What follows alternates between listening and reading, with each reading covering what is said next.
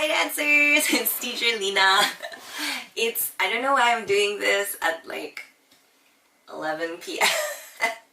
But let's do a reaction video to Barbie and the 12 Dancing Princesses. This is one of my favorite Barbie movies. And I really love it, especially because the music, you know, the use of the music, it's classical and it's a classic. This scene, which is one of my favorite ones, which is the second dance in the magical realm. I really love this for the formations, and it's one of the reasons why I love this scene. So let's have a look at it together, and I know you guys will love it. Leave me some comments below, you know, like what you like about this film, and also like your insights too. I'd love to hear what you are thinking as well. And yeah, let's get to it.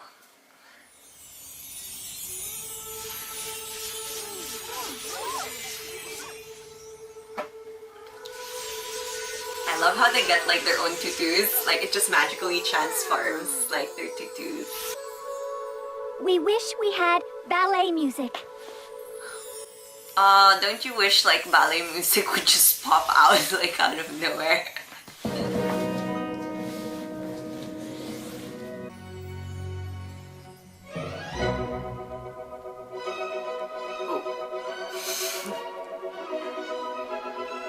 Oh.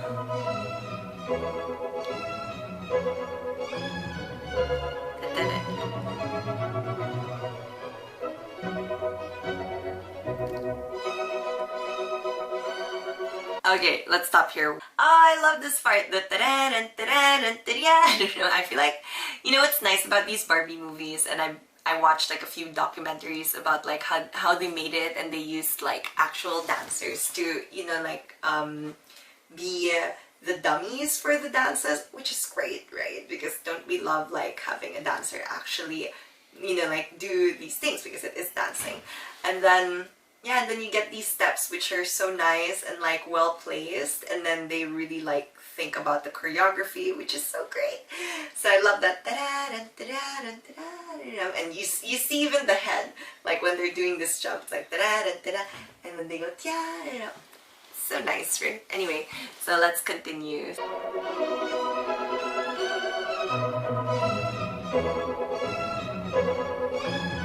Love the chugs.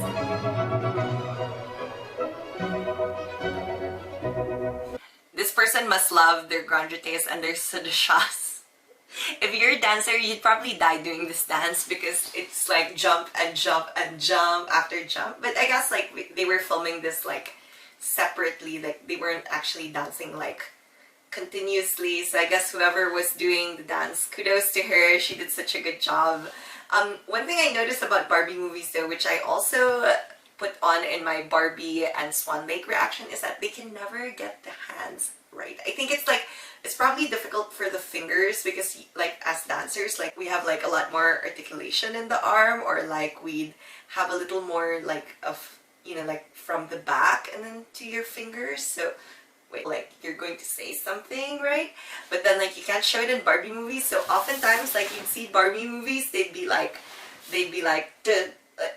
overstretched, and then you can't see like the softening. And if it softens, like if you ask them to soften, like some of the videos I can see like they try to soften it, it becomes like too bent. So I guess you'd rather have like a stretched arm than like a really dead coat hanger arm, because every ballet teacher is gonna kill you to have these kinds of arms. So yeah, anyway, just a little bit of an observation from a dance teacher, I guess you can say. Alright, let's continue.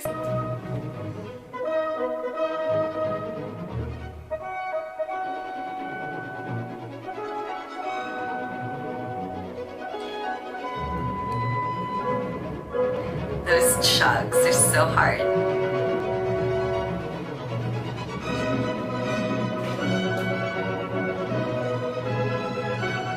That was such a hard show. And then you go all the way again. This person, whoever made it, really just revolved around their sedashas and their padashas. I know someone who asked me like, what are the ballet steps that go into this? I should make a video on like what ballet steps are in. So like the big jump with the split, or the one you see in the air, it's called the grand jeté. I don't know, sometimes they call it like sudasha, the one like this, and then padasha is the one that has 2 feet in the air. So that's like step of a cat. And yeah, the one that turns on 2 legs, that's like your chaîné turns or your chain of turns. So yeah, there's a lot here. This one, like in the scene, just I paused. Like they were turning in 5th. That's really hard. Like of course, like it's a lot easier to do your chaînés like this, and more so like this, really hard because it's like far from your center. So it's pretty interesting.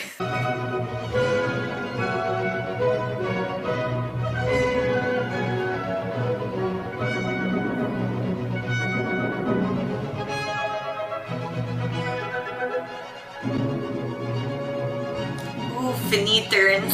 So clean also. Oh my god, can we just talk about how clean these Finny turns are? They come from a super tight 5th. And then like the coordination of the arms and legs are so spot on. You can see like at the same time, like they're at the same time like moving their arms. I don't know. Of course, I mean like it must be a lot easier to coordinate things. You just, I don't know. I'm not an animator, but I guess like it's pretty cool. I like that they got the 5th position down. If you see, like, you'll see the Finny turn goes to a really tight 5th. So nice. By the way, guys, like, if you're not a dancer, like, the position where you like the foot is like directly in front, like exactly in front, and then the toe and the heel and the heel and the toe are touching together. That's your 5th position. So you can see here it lands. Oh, except hers. Hers was kind of messy.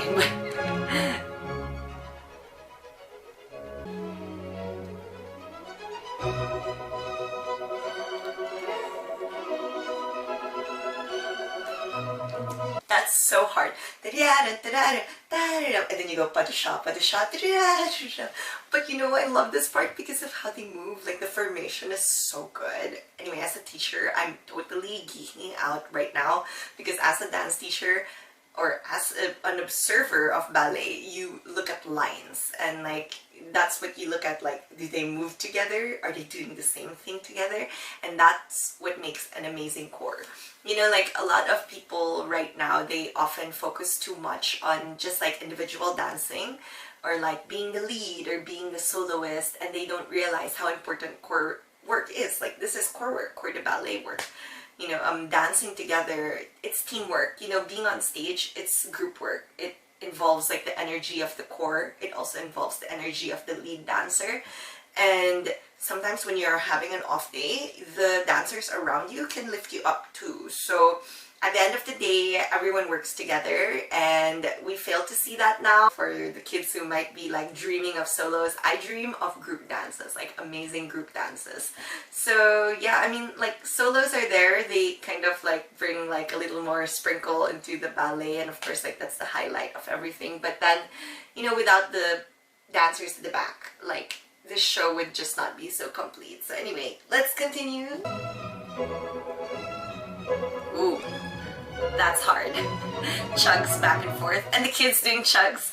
I'm so worried for the kids because they're on their toes already.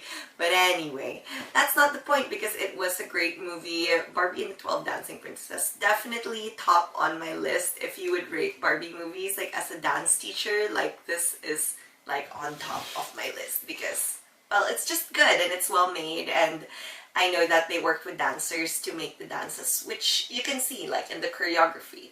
I heard that the recent Barbie movie is pretty good too. I think that's the one where they did the Giselle variation, which was, I forgot, it was like something shoes or something. But they say it's pretty good, and I would love to watch it so I can review it too or give some kind of insight. But if you're gonna look for traditional ballet movies that have like traditional Barbie movies that have like really good ballet dancing in them, 12 Dancing Princesses is one of them, and I would go for Barbie and Swan Lake, and of course Barbie and the Nutcracker. Oh, I love the Nutcracker music, that's why. So yeah, I hope you enjoyed this little review. I know that my leap reaction video got a lot of kind of comments, and just like it was so interesting. They said, like, compared to other dancers, like, I give you my perspective as a ballet teacher and what I see, because instantly I see like the arms and the legs and the fingers and stuff. So I guess like That's mostly it for me. I hope you learned a thing or two. Let me know what else you'd love to hear on this channel. Again, it's teacher Lena from Dance by Lena. And yeah, thanks for supporting us. Bye!